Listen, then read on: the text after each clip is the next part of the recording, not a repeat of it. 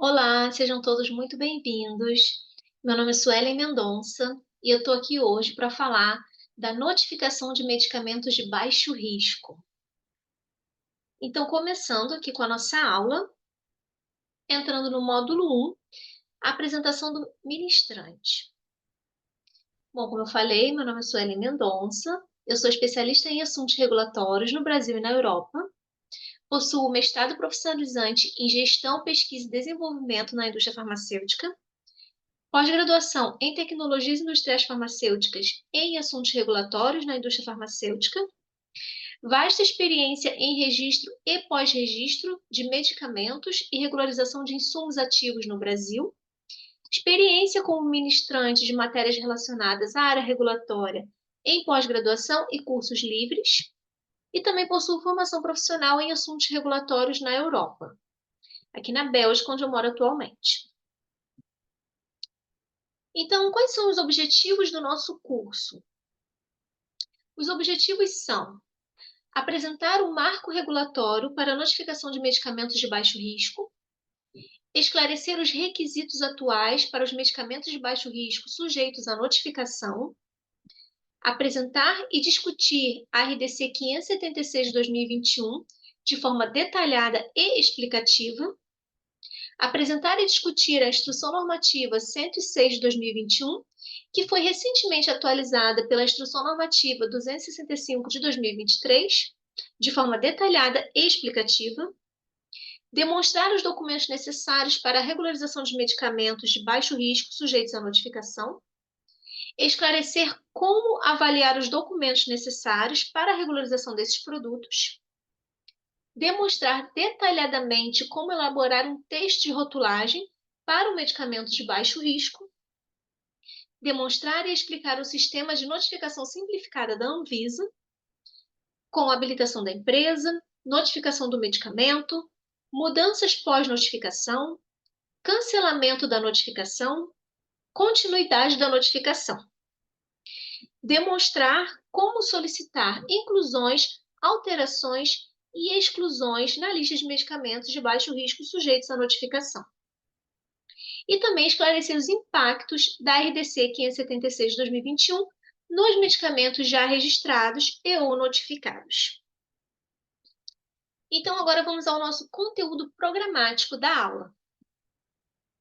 No módulo 1, nós já apresentamos a apresentação do ministrante, conteúdo programático, que estamos falando agora.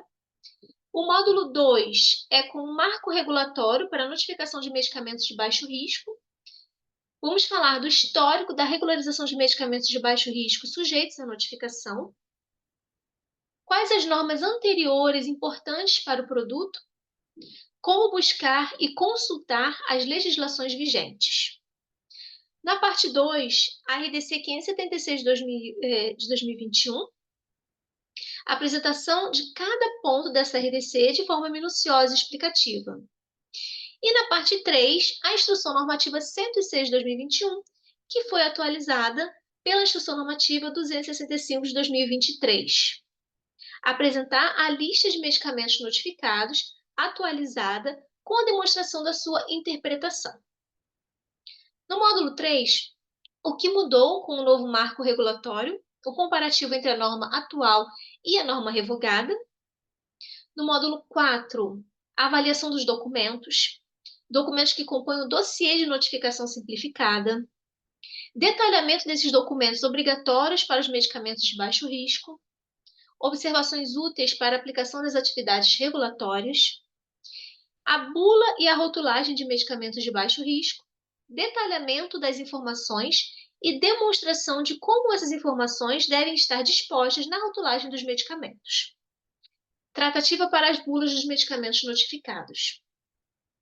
No módulo 5, nós temos a demonstração do sistema de notificação, o Notifarmac, com a habilitação da empresa, a demonstração do sistema de notificação de medicamentos, tipos de habilitação de empresa, documentos necessários para as empresas e o passo a passo da notificação de medicamentos de baixo risco, com dicas importantes sobre os campos de peticionamento que vão facilitar o nosso dia a dia.